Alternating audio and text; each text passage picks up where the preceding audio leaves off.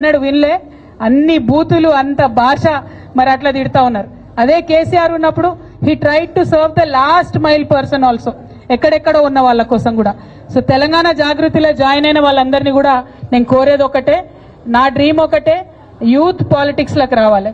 Political background ఉన్నా లేకున్నా youth politics లకు రావాలి.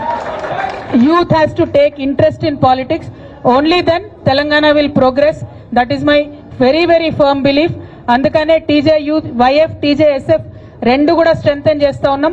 లక్షలాదిగా స్టూడెంట్స్ ని జాయిన్ చేసుకుంటాం, లక్షలాదిగా యువతను జాయిన్ చేసుకుంటాం. చేసుకొని ఏం చేస్తాం? Only 2 issues. స్టూడెంట్స్ కి సంబంధించి ఏం ఇష్యూ ఉన్నా, ఫీ రీఎంబర్స్మెంట్ రాకపోతే చాలా మంది అడగలేని వాళ్ళు ఉంటారు. అందరూ మంచి బ్యాక్గ్రౌండ్ నుండి ఉన్నారు, కొంత పేద బ్యాక్గ్రౌండ్ నుంచి ఉన్న స్టూడెంట్స్ ఉంటారు. వాళ్ళందరికీ హెల్ప్ అయ్యేటట్టు వాళ్ళ గొంతుగా మనం క్వశ్చన్ చేస్తాం. We will fight until fee reimbursement is given to each and every student.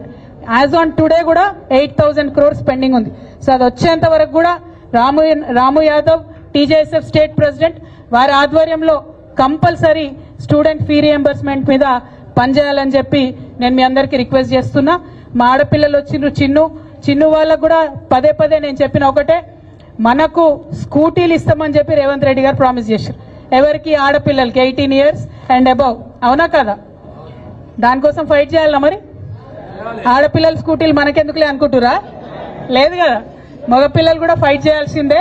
So స్కూటీల కోసం కంపల్సరీ టీజేఎస్ఎఫ్ ఆధ్వర్యంలో ప్రతి కాలేజ్ లో ఫైట్ చేద్దాం, ప్రతి కాలేజ్ లో కమిటీ వేసుకుందాం.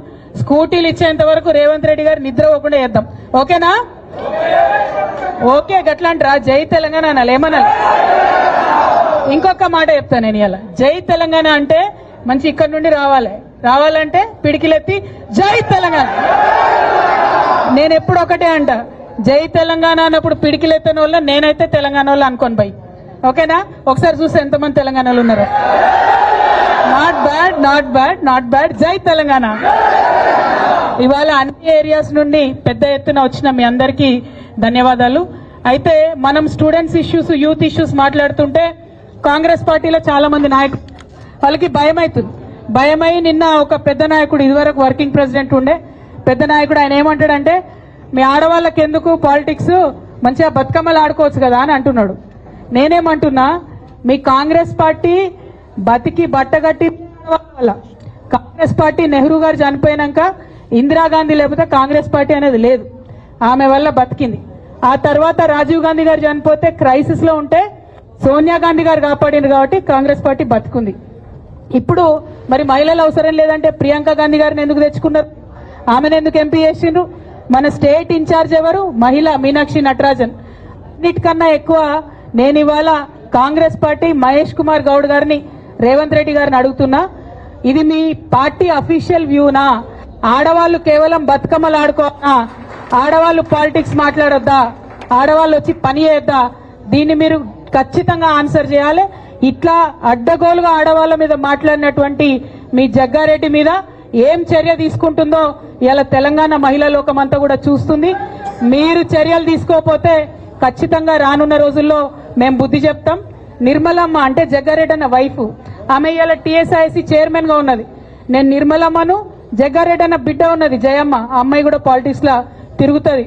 నేను వాళ్ళిద్దరిని రిక్వెస్ట్ చేస్తున్నా, అమ్మ మీ నాన్న మహిళలకు క్షమాపణ చెప్పే వరకు జర ఇంటికి వస్తే ఫుడ్ పెట్టకండి అమ్మా, ఎందుకంటే మహిళలు లేకుండా ఏమీ కూడా నడవదు.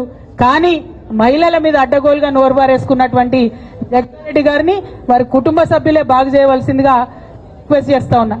ఇక మనకు బీసీల కోసం మనం పర్సంటేజ్ ఇవ్వండి, 42% రిజర్వేషన్ ఇవ్వండి అని జాగృతి 4 ఫ్రంట్ లో ఉండి ఫైట్ చేస్తుంది. దాంతో బీజేపీ వాళ్ళకి భయం పట్టుకున్నది. వాళ్ళేంది, రఘునాథ్ లాయర్ ఉంటాడు, ఆయన లాయర్ అంటే తెలుగులో వకీల్ అంటారు, మీకు తెలుసా? ఆయన వకీల్ కాబట్టి వంకర టింకర మాట్లాడొచ్చు అనుకుంటున్నాడు. ఏది వస్తుంది మాట్లాడిండు నిన్న. నేను రఘన్నను ఒకటే అడుగుతున్నా, రఘన్న మెదక్ నుండి ఎంపీగా ఉన్నారు మీరు, మీ బీజేపీ వాళ్ళు బీసీ బిల్లు పాస్ చేసి పంపుతారా పంపరా? ఇది ఒకటే మాట స్ట్రేట్ గా చెప్పు. నువ్వు వంకర టింకర మాట్లాడకు. బీజేపీ వాళ్ళు బీసీ బిల్లు మీ దగ్గర ఉన్నది, అక్కడ పంపుతారా పంపరా? మీకు బీసీల మీద ప్రేమ ఉన్నదా లేదా? ఇది ఒకటే మాట సీదా చెప్పు. నీ వకీల్వు బాగా తెలివి ఉందని ఎక్స్ట్రా మాటలు మాట్లాడితే తెలంగాణ బీసీలంతా కూడా మీ బీజేపీ సంగతి ఖచ్చితంగా చూస్తారని ఈ సందర్భంగా నేను